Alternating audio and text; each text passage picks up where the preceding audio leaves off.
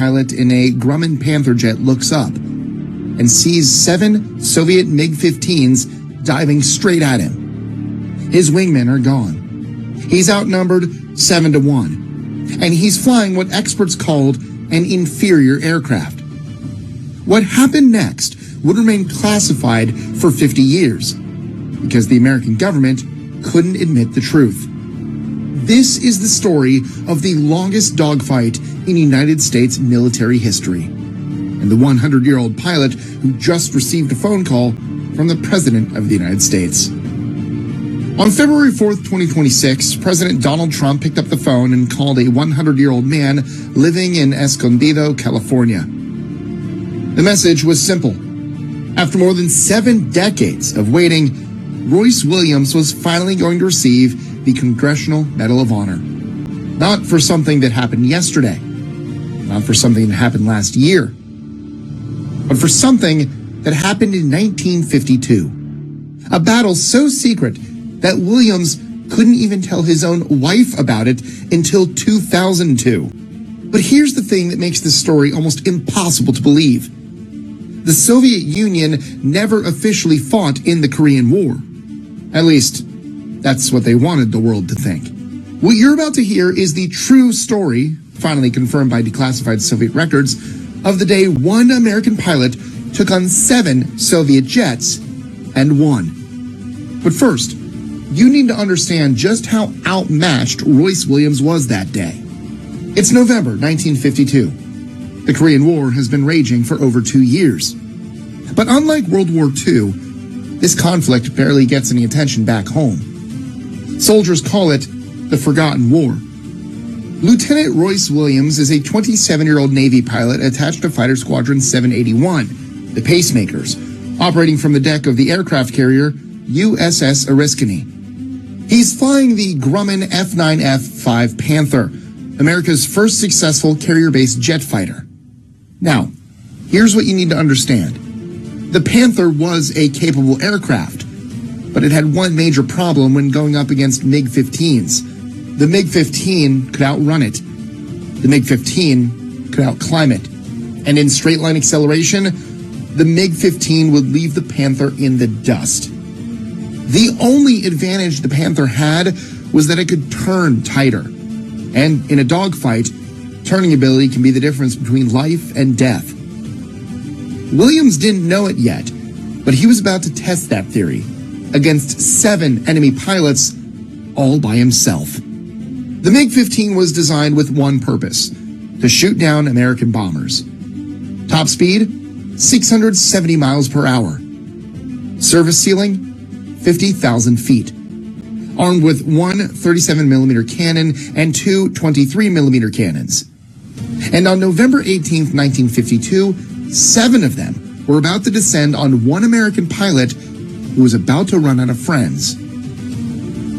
The mission started like any other. Williams and 3 other pilots from VF-781 were flying combat air patrol over Task Force 77 near Haeryong in the northeastern waters of North Korea.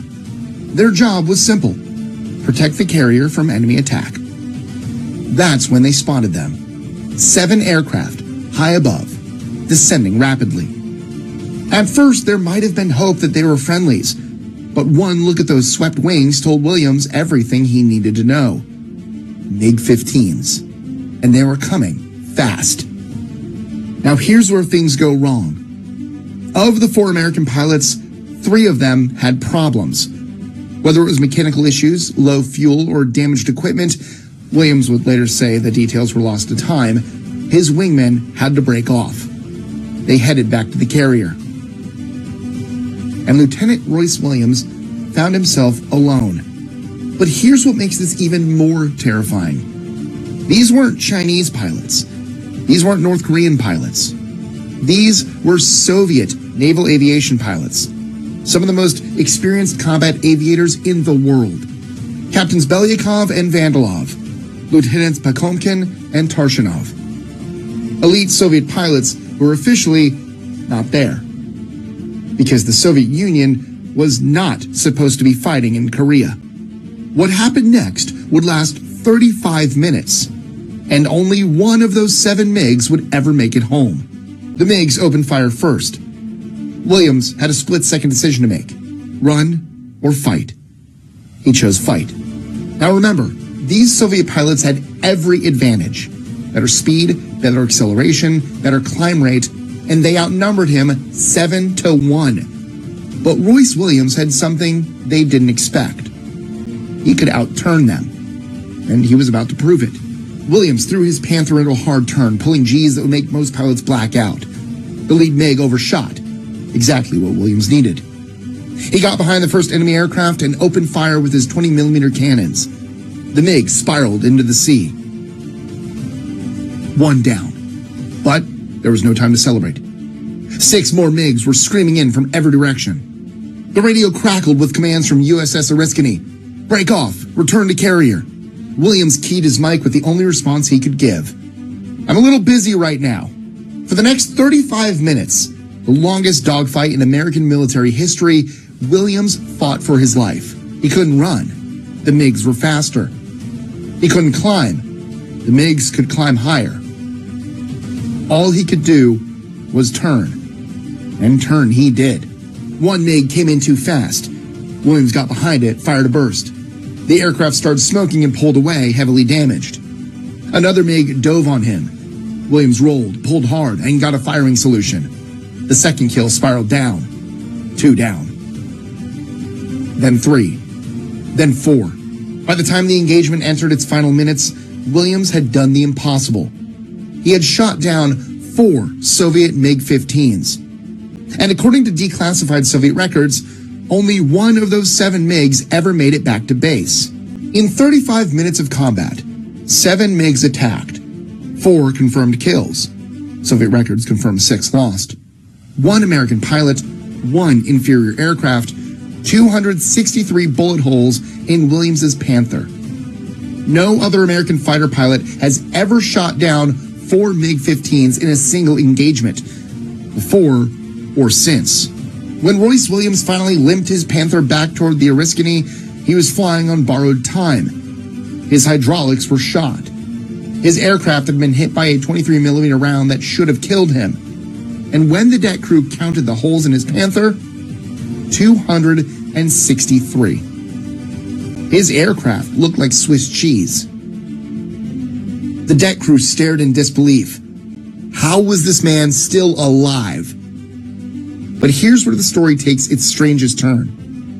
Within hours, Williams was pulled into briefings, not with his squadron commander, but with admirals. And then, a few weeks later, with the newly inaugurated President of the United States, Dwight D. Eisenhower. They told Williams the same thing. This never happened. You didn't shoot down 4 Soviet aircraft. You shot down 1 enemy aircraft. We're giving you a Silver Star, and you will never speak of this again. See, the problem was simple. The Soviet Union wasn't supposed to be fighting in Korea. If word got out that American pilots were shooting down Soviet jets with Soviet pilots inside, the Korean War could have escalated into World War III. So they buried it. They scrubbed the engagement from Navy records.